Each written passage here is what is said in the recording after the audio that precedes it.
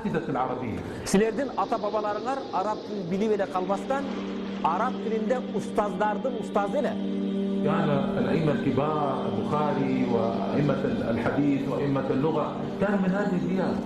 Hadis alımdары, hadis ele alımdары эмес, til alımdары бардыгы ушул мекендерден өскөн алымдар эле. فكلهم عرفوا العربية وتعلموها وكانوا يقرؤون القرآن بها.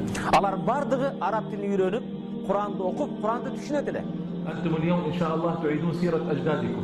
Кудайым буйрса, мен ишенем, сиздер аталарыңардын мурдагы тарыхын кайра кайталап ошондой болосуңар. Иншалла. أنا الآن أكلمكم من خلال شيخ فاضل مترجم. أريد أن آتي بعد 7 سنوات أكلمكم مباشرة إن شاء الله. Мен бүгүн бирөөдүн ортомчулугу менен которуп сиздерге кайрылып жатам. Мен ойлоймун, Кудай буйрса, бир канча жылдан кийин келип, котормочусуз туурадан туура сиздерге кайрыламын.